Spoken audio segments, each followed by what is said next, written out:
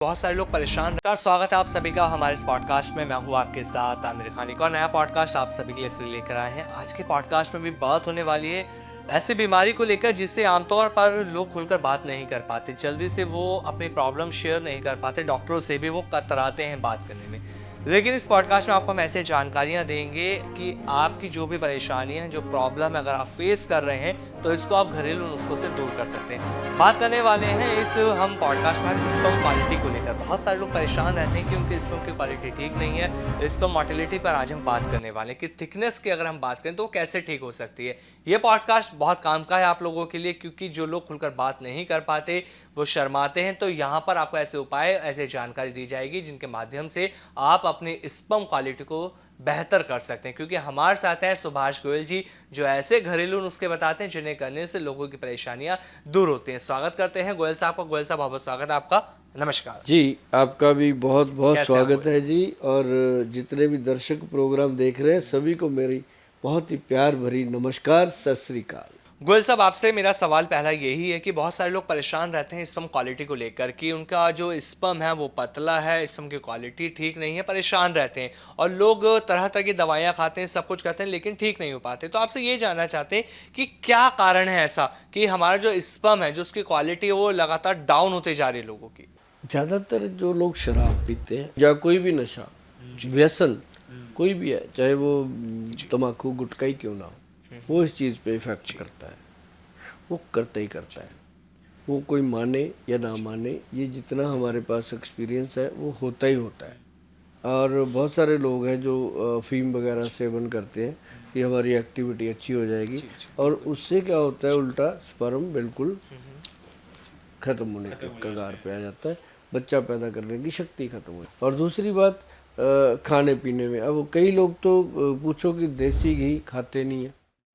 मतलब जो खाने में हमें डाइट चाहिए ना एक्चुअल, वो डाइट ना होना भी इसका एक मुख्य कारण है। और एक और बड़ी प्रॉब्लम है कि कई बार इंसान, उसको लगता है कि मैं अच्छी डाइट खा रहा हूँ या मैं कोई अच्छा सप्लीमेंट ले रहा हूँ, वो डॉक्टरों की बिना राय के कुछ ऐसी दवाइयाँ खा लेते हैं, अखबारों में पढ़ के या एडवर्टाइजमेंट देख के। लेकिन जो हम भी बताते हैं लोगों को, चाहे हम घरेलू नुस्खे भी बता जाते हैं, हम कहते हैं कि किसी अपने डॉक्टर की सलाह से करो जो भी करो। ये ना हो कि हमने मूली बताई खाने को, आपको नहीं सूट करेगी, भाई किसी को करती, किसी को। लेकिन ये चीज़ है। अब जैसे स्पर्म की बात है, स्पर्म के लिए सबसे बेहतर, मैं तो इसका लोगों को इलाज ही बता सकता हूँ जो घर पे हो सकता है। एक तो बेसन डाल के दूध लेना, जैसे 1 चम्मच बेसन 1 गिलास दूध, उसको पकाएं, पका करके उसमें अपने मिश्री डालें, टेस्टी बना लें और उसको बना के पिएं। या फिर उसमें हनी डाल लो, अगर हनी डाल सकते हैं तो वो पिएंगे तो आपको काफ़ी लाभ होगा। दूसरा, आप चने, काले चने, और उसको अगर रात को पानी में डाल दोगे, जिसको 5 बादाम, 5 किशमिश और 1 अखरोट और 1 अंजीर, इस तरह से ये डाल करके रात को अगर रख देते हो, सुबह इसको चबा के खाओ। बादाम हमेशा छिलका उतार के खाओ, क्योंकि अगर छिलके समेत खाते हैं लोग तो उनको यूरिक एसिड बढ़ जाता है, दर्द होने लगता है घुटनों वगैरह। तो वो प्लेन करके खाओ। और उसके साथ ही आप जो चने हैं, सिर्फ चने, काले चने, आप पानी में भिगो के रख दो, सुबह चबा चबा के खाओ। जी गोयल साहब। भाई साहब, कमाल के रिजल्ट है। लोग बहुत सी बार कहते हैं कि बेसन वाला दूध जब हम लेते हैं तो ये गर्म होता है और ये सर्दियों में बहुत ज़्यादा फायदेमंद होता है और ये टेस्ट में बहुत अच्छा होता है। तो क्या सच है बेसन वाला दूध जो सर्दियों में ही बहुत ज़्यादा फायदेमंद अगर हम होता है? सीधा डालते हैं ना, तो वो कई बार उसमें गांठें बन जाती, उसको घोल करके फिर पकाओ तो वो एक ऐसा सफल औषध बनता है, फायदा करता है। अब अगर हो सके उसमें एक चुटकी भर हल्दी, जो आपकी रसोई घर की हल्दी है, वो डाल दो, तो वो दिमाग की नसों को भी ताकत देगा। तो ये करने से कोई नुकसान नहीं होता। और तीसरी एक चीज़ और बता दूं, अगर वीरज में स्पर्म काउंट वीक है तो आयुर्वेद में, कहने को कुछ भी कह लो, बड़ी बड़ी बातें जितनी मर्जी आपा कर, एक कौच बीज है, हाँ हाँ गोयल साहब, कौच बीज होता है, सुना है बिल्कुल जी। ओनली कौच बीज। मैं कहता हूँ 1 महीना खा लो, टेस्ट करवा लो, जी और टेस्ट करवाते ही आपके मुंह से निकलेगा थैंक यू गोयल साहब, पहुंच जाएगा मेरे पास, आप किसी भी दुनिया में रहते हो। जी। क्योंकि जब लोग थैंक यू बोलते हैं ना जी, तो हवा ही कुछ और आ जाती है, सुबह उठने का आनंद ही कुछ और होता है। तो वो लेना कैसे है, उसको एक चम्मच मुंह में डालो, उसके बाद दूध पी लो या पानी पी लो। चम्मच छोटे वाला चाहिए, ज़्यादा नहीं। और आप देखेंगे कुछ दिनों में, हाँ ज़्यादा करते हो उसके साथ ना एक वो आता है शिलाजीत ले सकते हो, वो सूर्यतापी शिलाजीत जो सूर्यतापी है ना, उसके अंदर सफ़ेद मूसली, सालब पंजा, गोक्षूरा, कई चीज़ें मिली होती हैं। जो ये कैप्सूल बनता है, जो रेजन है वो तो प्लेन ही है, शिलाजीत ही है। एक कैप्सूल बनता है इसका, सूर्यतापी शिलाजीत कैप्सूल, वो भी फ़ायदा करता है इसके लिए। लेकिन बाकी सारी चीज़ें अगर छोड़ भी दें तो ओनली कौच कप्पू की, उसको कपी कच्छू बोलते हैं किसी भाषा में, लेकिन हमारे यहाँ पे, आपके यहाँ पे कौच बीज उसको बोला जाता है। गोयल साहब, बहुत सारे लोगों को ना ये नुस्खा बताते हुए सुना है मैंने कि वो बताते हैं कि अगर आपका स्पर्म क्वालिटी ठीक नहीं है तो आप अश्वगंधा, सफ़ेद मूसली और शतावर को मिक्स करके इसका सेवन कीजिए, तो आपकी जो शीघ्र पतन की जो दिक्कत है या स्पर्म की क्वालिटी ठीक नहीं है तो इसका सेवन करने से उसमें इंप्रूवमेंट आती है। लेकिन शतावर की बात करते हैं तो वो सबसे पहले देखा जाता है कि हाँ वो हमारी जो स्पर्म क्वालिटी होती है उसको बढ़ाती है, या सेक्स वेलनेस की अगर मैं बात करूं तो उसमें सबसे पहले शतावर को देखा जाता है, सबसे ऊपर लिया जाता है जी। आपने मेरे मुंह से भी सुना होगा नुस्खा, मैंने शुरुआत यहीं से होती है। सफ़ेद मूसली, सालब पंजा, सालब मिश्री और अशवगंध, शतावर, गोक्षूर, ये 6 चीज़ें तो मैं गिनती में लेके आता हूँ। फिर इसमें शिलाजीत, फिर इसके अंदर सौंफ, फिर इसके अंदर लौंग, फिर इसके अंदर सेलम की जड़, फिर इसके अंदर जायफल, जवित्री, फिर इसके अंदर वो एक आता है, क्या नाम लेते हैं, सालब पंजा। ये चीज़ें हैं, ये सारी चीज़ें जो फ़ायदा कर। गोरखमुंडी बहुत कमाल की औषध है, जिनके लोगों के नर्व सिस्टम वीक हो जाते हैं। तो ये सारे नुस्खे अच्छे हैं, लेकिन सबसे अच्छा कौच भी, अच्छा स्पर्म काउंट के लिए गॉड ने इतना अच्छा तोहफा दिया है ना जी, कि चैन आपके साथ बैठ करके मुझे इतना आनंद आ रहा है कि मैं नुस्खा बताने में संकोच ही, मैं वैसे भी नहीं करता। मुझे ये है कि हम दुनिया में रहे ना रहे, नुस्खे तो आयुर्वेद के हैं, आयुर्वेद जिंदा रहे, आयुर्वेद में ट्रीटमेंट लें, आयुर्वेद को प्यार करें, आयुर्वेद का खाएं, आयुर्वेद में जिएं।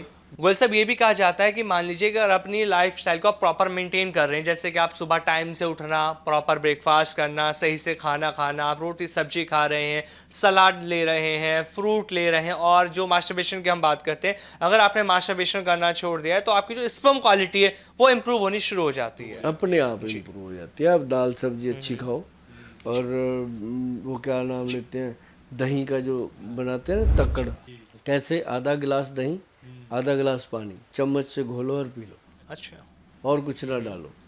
तो वो चीज़ कमाल की है। मतलब जिन लोगों को लीवर की गर्मी है, जिन लोगों को वीर्य की थिकनेस नहीं है, जो भी इस तरह की प्रॉब्लम है, दही से, अब दूध और दही का ज़मीन आसमान का फर्क। दूध के बाद दही, दूध पिता तो दही पुत्र, पिता बूढ़ा हो गया तो पुत्र और जवान, उतनी शक्ति देता है वो। मतलब वो चीज़ें, अब दही से फिर घी निकलेगा, घी को कहते हैं घी कभी, दूध अभी, है ना। तो फर्क है, तो दूध पीने से तुरंत फर्क पड़ जाता है सेहत को, दही खाने से उससे भी जल्दी फर्क पड़ता है।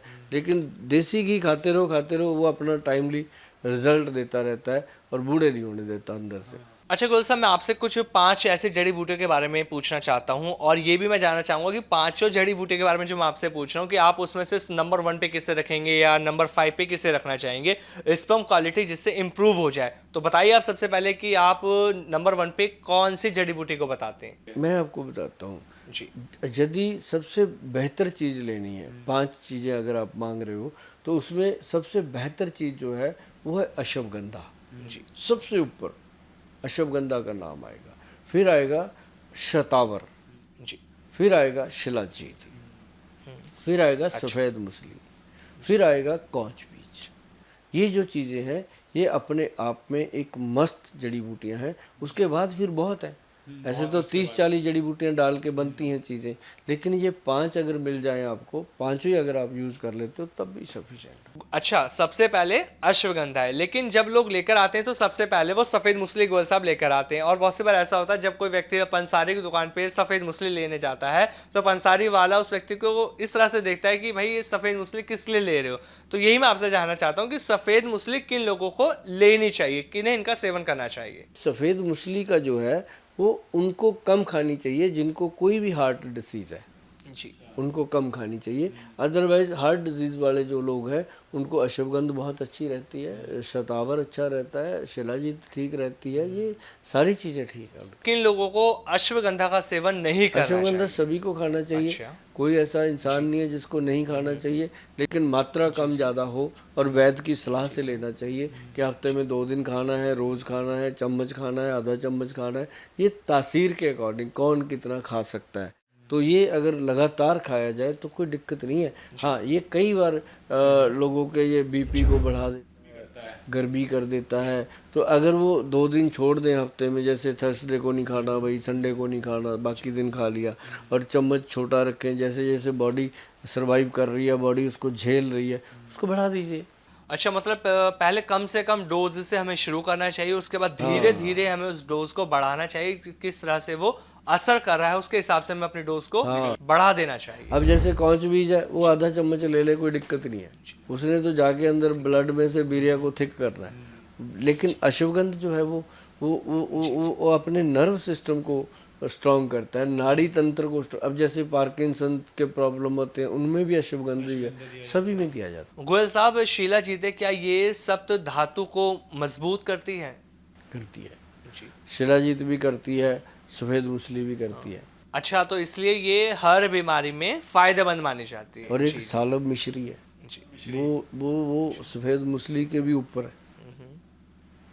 सालब मिश्री है, सालब पंजा है, जो पंजा है ना वो उसी का दूसरा वर्जन होता है सालब मिश्री, उसी का सेम, वो पंजा निकल जाता है उसी में से वो निकलता है, तो वो मतलब पंजे से ज़्यादा सालब मिश्री का।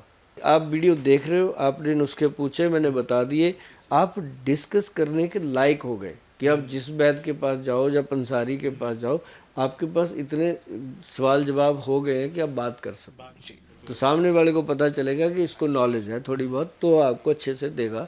तो ये चीज़ें आजमा के देखो और खाओगे और थैंक यू बोलोगे, ये बात है। बिल्कुल गोयल साहब, जिस तरह से आज जो हमने बात करी है ना स्पर्म क्वालिटी को लेकर, बहुत अच्छी तो आपने जानकारी दी और घरेलू नुस्खे भी आपने बताए। लेकिन मैं लोगों से ये कहना चाहूँगा कि अगर ये प्रॉब्लम है, उनको लगता है कि उनका स्पर्म क्वालिटी ठीक नहीं है, थिकनेस उनकी अच्छी नहीं है, मोर्टेलिटी को लेकर वो परेशान रहते हैं, तो सबसे पहले तो उन्हें अपना खान पान सुधारना होगा, क्योंकि खान पान सुधारेंगे तो ऑटोमेटिकली चीज़ें सुधरने ठीक हो जाती है। क्योंकि आयुर्वेद कहता है अगर आपका खान पान ठीक है, आपका लाइफस्टाइल अच्छा है, तो बीमारियाँ खुद ब खुद आपके शरीर से दूर होनी शुरू हो जाती हैं। और स्पर्म क्वालिटी की जो प्रॉब्लम है वो भी आपकी बेहतर होगी अगर आपकी संगत अच्छी है, आपका खान पान अच्छा है, प्रॉपर एक्सरसाइज आप लोग करते हैं, प्रॉपर आप नींद लेते हैं, तो आपकी जो प्रॉब्लम है वो ठीक होनी शुरू हो जाती है। बहुत बहुत धन्यवाद गोयल साहब, आपने इतनी अच्छी जानकारी इस पॉडकास्ट में दी और लोगों को लगातार जो हम घरेलू नुस्खे बता रहे हैं उन्हें बहुत पसंद आते हैं और उनके लिए बहुत ज़्यादा लाभदायक वो हो रहे हैं। बहुत बहुत धन्यवाद आपका। नमस्कार गोयल साहब।